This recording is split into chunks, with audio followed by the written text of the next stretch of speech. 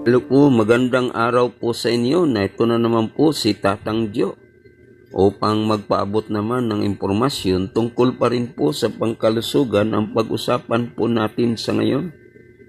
Ang pag-usapan po natin sa ngayon ang halamang ito na minsan ay nakakalibang din sa atin kapag hinihipo mo siya ay tumitiklop siya pero mayroon siyang may maganda siyang mga bulaklak.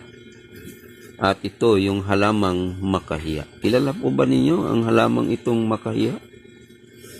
At maganda siyang pinagpaglaruan pa nga ng iba ito.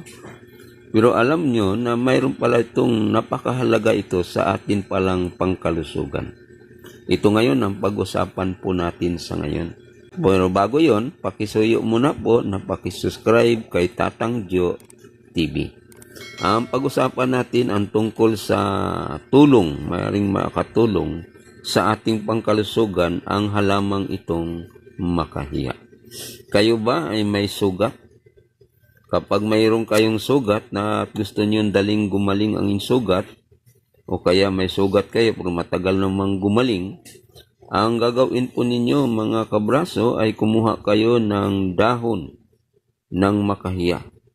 At dikdikin ninyo iyon, dahong iyon, pagkatapos itapal mo doon sa mismong sugat.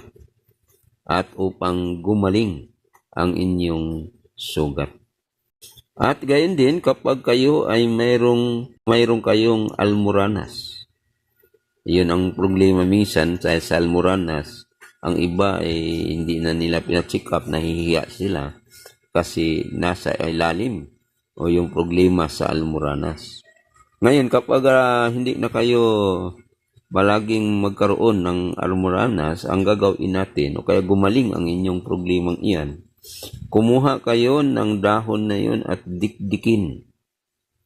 Dikdikin ninyo yung dahon, pagkatapos yung ibahid doon sa mismong almoranas, yung inyong dinikdik, at pagkatapos uminom din kayo ng nilaga o kaya dahon na mga nilaga nito na iinom din kayo para gumaling din. May iniinom tapos may pinapahid doon sa inyong almoranas. Okay? Para madaling gumaling ang inyong almoranas. Pangatlo, ito rin pala ay tulong doon sa may mga tao na may problema sa ulcer. Kapag mayroon tayong problema sa ulcer, mayroon ba tayong peptic ulcer? Anumang klase ng ulcer mayroon tayo, ang gagawin natin, katasin natin, kumuha tayo ng dahon at katasin natin yung dahong iyon, pagkatapos inumin natin yung katas para tulong o kaya makakaring gumaling yung atin mismong ulcer.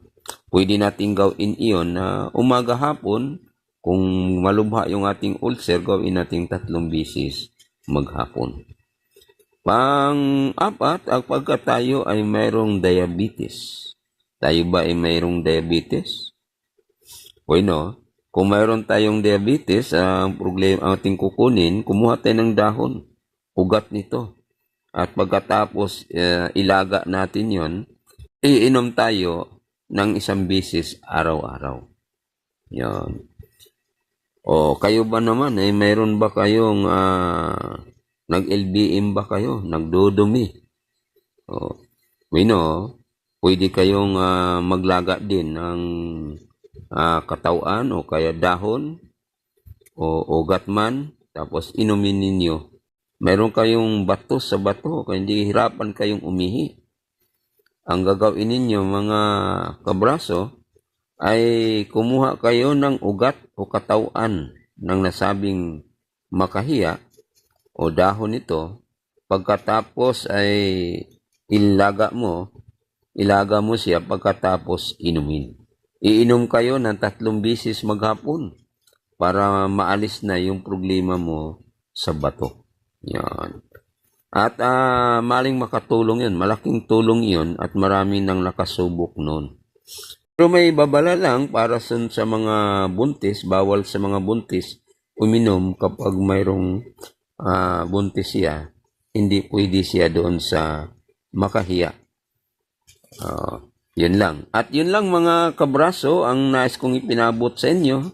Sana mga impormasyong iyon ay makatulong sa ating pangkalusugan. At maraming salamat sa inyong pag-subscribe.